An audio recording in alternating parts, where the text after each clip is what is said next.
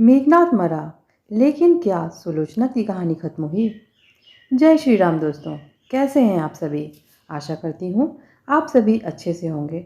और अगर अच्छे से नहीं हैं तो थोड़ी देर के लिए अपनी सारी फिक्र चिंताओं को दूर कर दीजिए और आराम से लेटिए, आराम कीजिए और इस कहानी को सुनिए। युद्ध में वीर मरते हैं, लेकिन क्या विधवाएं केवल रोने के लिए बनी हैं? सुलोचना की आंखों में आंसू कम, आग ज्यादा थी। क्या मृत्यु का बदला लिया जा सकता है? जब मेघनाद गिरे तब सुलोचना ने तय कर लिया, इस कहानी का अंत वैसा नहीं होगा जैसा सबने सोचा था।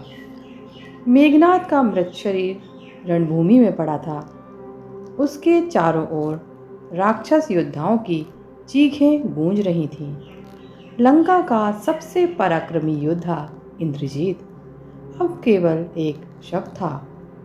जब यह समाचार अशोक वाटिका में कैद सीता तक पहुंचा, तभी रावण की प्रिय पुत्र वधू सुलोचना महल में क्रोध और शोक से कांप उठी। सुलोचना केवल एक समर्पित पत्नी ही नहीं, बल्कि एक तेजस्विनी नारी भी थी।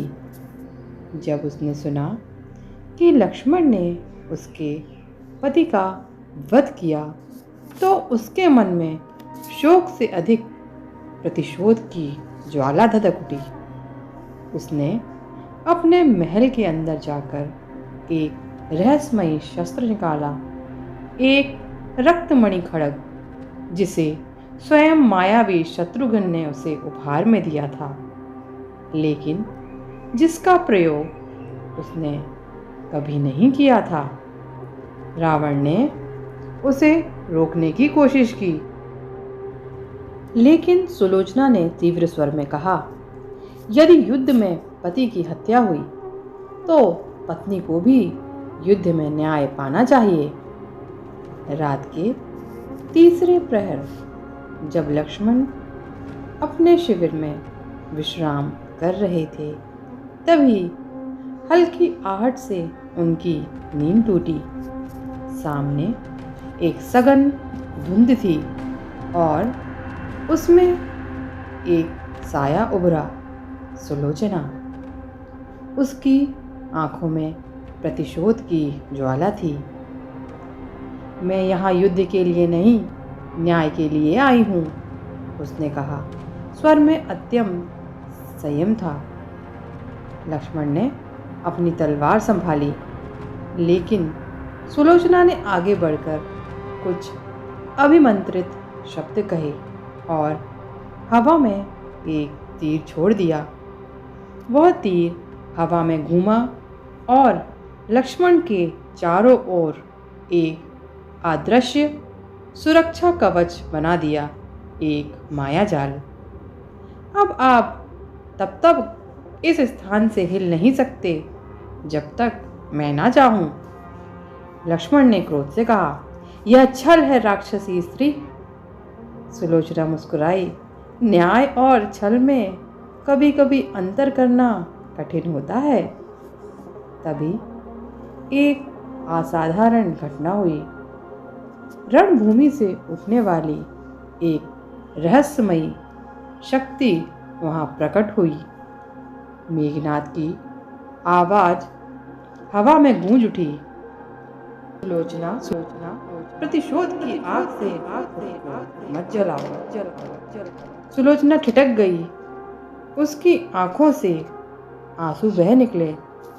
उसने खड्ग नीचे रखा और कहा, मैं युद्ध नहीं चाहती। मैं चाहती थी कि आप मेरे पति का सम्मान करें, और अब मैं जानती हूँ कि विजय उन्हीं की होती है जो अपने क्रोध पर विजय पाते हैं।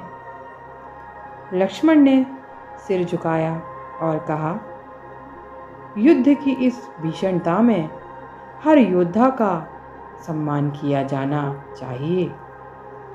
मेघनाद महान योद्धा था और मैं उसकी वीरता को प्रणाम करता हूँ। सुलोचना मुस्कुराई, लेकिन उसकी आंखों में अब भी एक रहस्य छुपा था। वह धीरे धीरे धुंध में विलीन हो गई, जैसे वह कभी थी ही नहीं। लेकिन उस रात के बाद से जब भी कोई योद्धा अन्याय से मृत्यु को प्राप्त करता, कहते हैं कि एक रहस्यमयी छाया रणभूमि में प्रकट होती और न्याय दिलाने का प्रयास करती, क्योंकि सुलोचना केवल एक पत्नी नहीं थी, वह प्रतिशोध की अमर आत्मा बन चुकी थी। दोस्तों, आज की कहानी आपको कैसी लगी? आशा करती हूँ आप लोगों को कहानी ज़रूर पसंद आई होगी। अगर पसंद आई है तो चैनल को प्लीज़ लाइक, शेयर और सब्सक्राइब कर दीजिएगा। और कहानी देखने के लिए आपका बहुत बहुत धन्यवाद।